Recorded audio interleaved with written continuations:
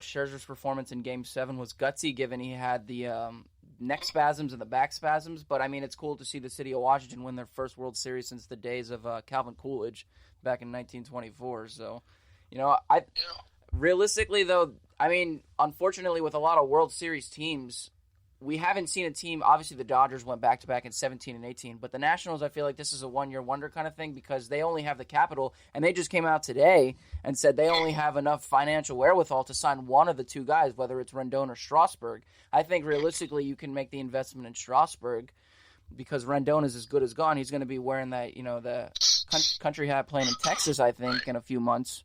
But, yeah, I thought it was a great series. I just didn't think it lived up to the expectations it had set in my mind.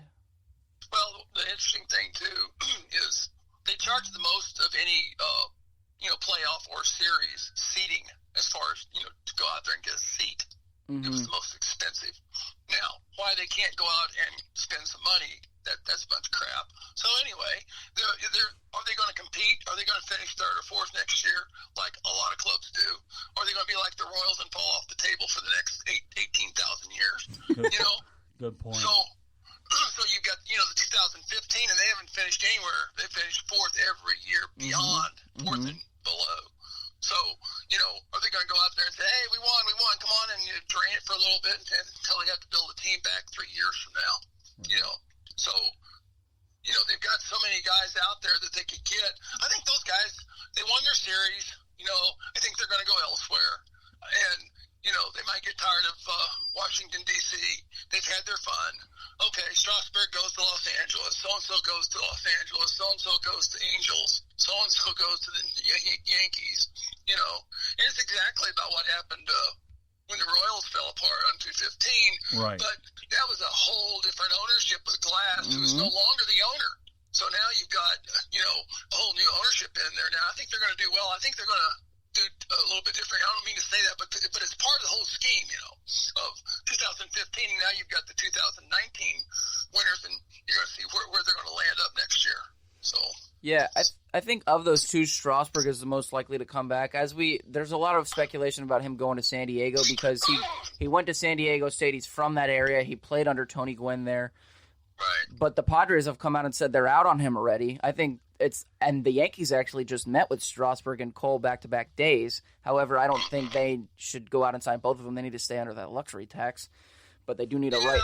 They need a right. You know what? You look at Cole and all these guys in Strasburg.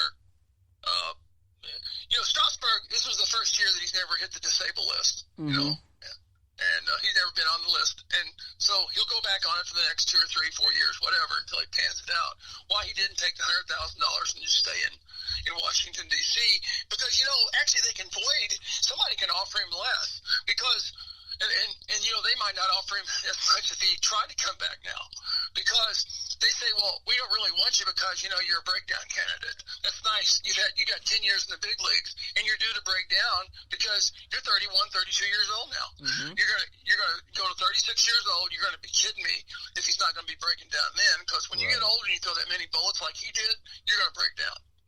And then we also have to remember the Phillies just went out on Tuesday and gave Zach Wheeler $118 million. They have Joe Girardi, who in my mind is one of the best managers in baseball. Even though he took a year off, I think his mindset has changed a little bit.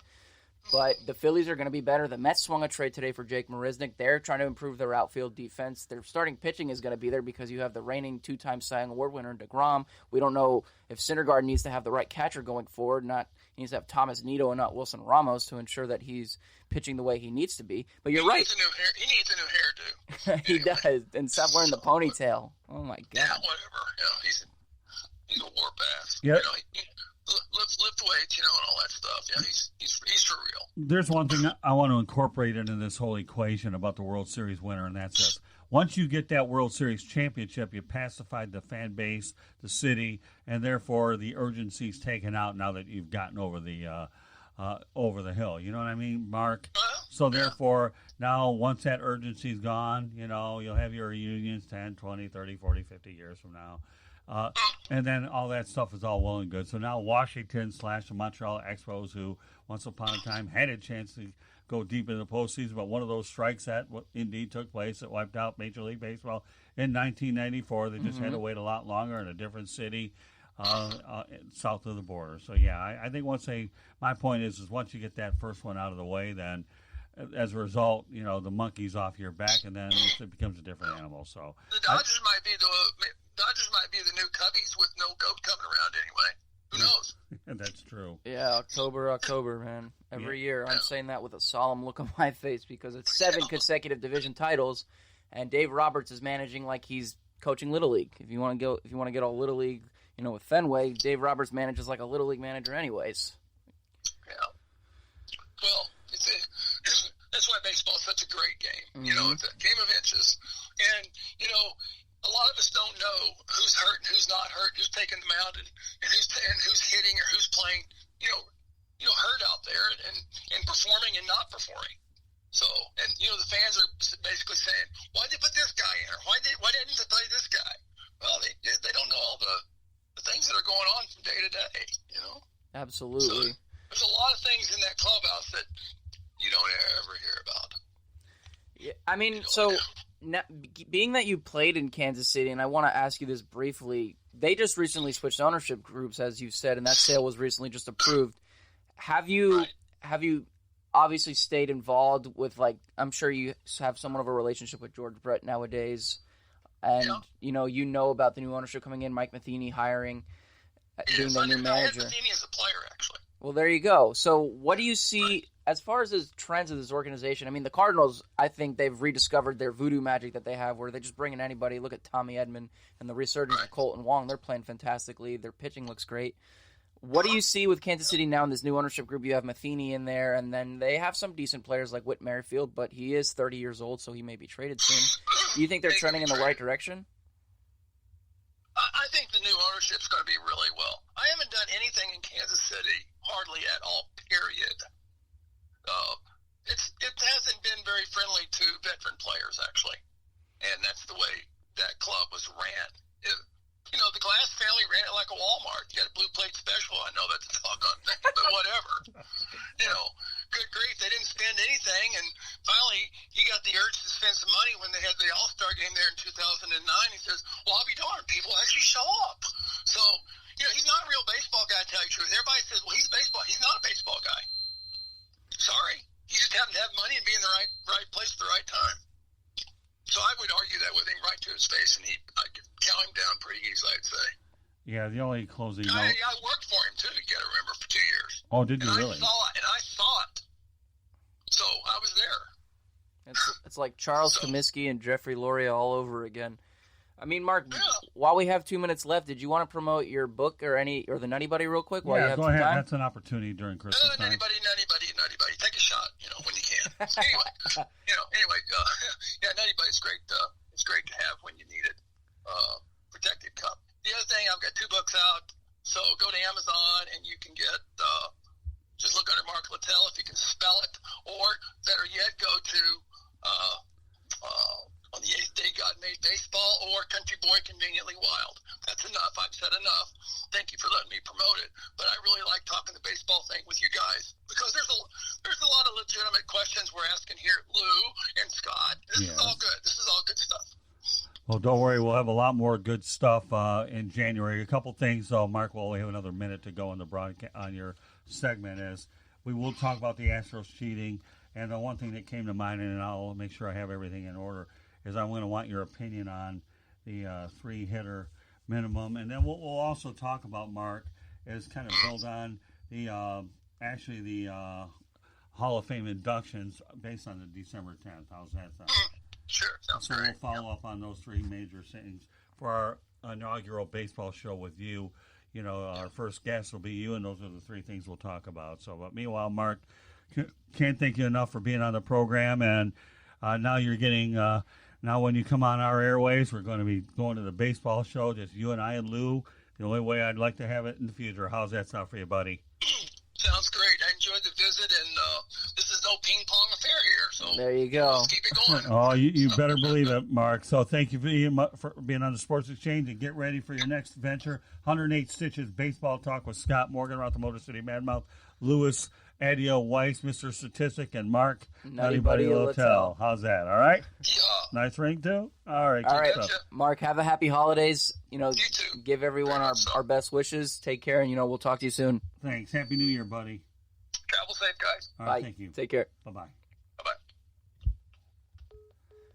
How do you feel now, Mr. Statistic? But this one time when you have an opportunity to use him, he loves them. Yeah, he does. So I'll let you run wild with stats because he really loves them. Yeah. But you know what? Don't get me wrong. I love statistics too. But sometimes, as you understand, you have to taper off. Yeah. Yeah. No. But the thing is there's a time to use them, and there's a time, and he embraces it. So that's why I just let you guys go at it. And let me tell you, you know as well as I do, if there's a time when I want you to talk to him back and forth, I'll get my 2 cents worth because that's what's going to make the dynamic chemistry of that baseball show more and more advantageous, because now you have an extended period of time to talk about the subject. There will never be anything in the game of baseball that you and I won't be able to address. And as I told Mark the other day, and I'm going to say this in front of a national audience like we're on here, okay, I am very selective of who I'm going to bring on this program. You better be candid. And he's definitely as candid as you get. Colorful, too. Yeah, well, and that, too. Exactly. So now I'm sure that in your future stories, if one of your future stories you're going to write the best of Mark Littell, a ping pong ball for a stadium, a pinball ball, you better start writing some of those notes. Yeah, I'll have to start writing them down. I got most of them in my head already. Well, good. So one of the things you're going to write about before he comes on is you're going to come up with the best of Mark Littell on the Sports Exchange, and then we're going to have fun with him when we bring it up and go to the subject. So yeah, absolutely. We're going to let you run wild with it. You can run wild with a lot of stuff, Mr. Adio Weiss. Yeah. But he embraces your stats. I'll let these guys go, and I'll say a thing or two. Yeah, just let the dogs run in the backyard, do what they got to do, right? I mean, I'm not as quick on my feet as he is, but at the same time, I mean, what a guest to have like that, especially right now when we're in the winter meeting starting today. We have all these trades and signings, and we're going to – and that's why the name of our show, our baseball show, is 108 Stitches, because we're going to be able to talk about everything baseball. Well, right, but that's why we created it, because, number one, you can talk about every sport out there. But in my opinion,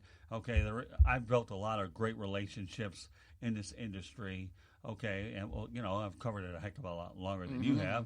You're the new kid on the block who has an incredible upside, and I think it's a lot of fun. It's something that we can talk about, and baseball is a lot more evolving.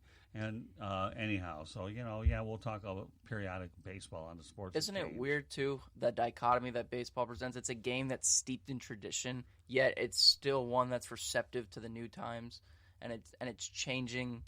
As the times do as well. I think that's one of the beautiful things about it, though again, some traditionalists and purists may not like that. But again, when you have a guest like Mark Littell, and you're in for a good 30 minutes or however long he's on, it's always a pleasure to have him on. I mean, he was fantastic. I mean, we talk about how... Hang on me, kid. That's all I'm going to tell you. Hey, Jake Longhorn is fantastic, too. I mean... But he's fantastic too. And then everybody has a certain thing that they're very specialized in, that they're good at. So I won't say who's better at what. But anytime I feel like we're going to bring somebody on here, I'm not bringing them on here for the sake of just sticking them on here. It better be a timely opportunity for us to go out there and make it worth their while, so that it's really relevant to what the task at hand. Absolutely, and yeah. As you develop as a young co-host, and I mentor you in this process, the thing you're understanding with every show that you get better at, okay, the thing you're going to realize that the puzzle has to fit. Mm-hmm. That's all you need to remember. And I'll drill it in your head all day long that the puzzle but you'll learn. I understand. But that's either here or there. But Mark Littell is a good friend of mine, and I've connected with on social media. And I followed his playing days before. And now, to me, it's really neat that he's a friend in our lineup that I go back to even when Peter Wien and I brought him on. And now we have Mark as a regular on what we're doing. So, hey, it's all good, Lewis. As we continue to work through a lot of the process of trying to build this platform the way we want it to be, we're going to make sure that it's fun and entertaining. It's all about you work on something, you tweak to make it better, and then the process continues, and I'll leave it at that. And the best thing about having guests like Mark Bill Winters and our next guest, Mel Farr, I believe, who is coming on next to talk some college football with us, is when you have former players who have lived and seen it, like we see it from afar, right? But when you're there, when you're on the gridiron, or you're on the diamond, or you're on the basketball court, whether you're at the Staples Center or you're, in Fenway Park or you're in, Gillette Stadium, it doesn't matter. I mean, like, they see it from a perspective that we don't. We may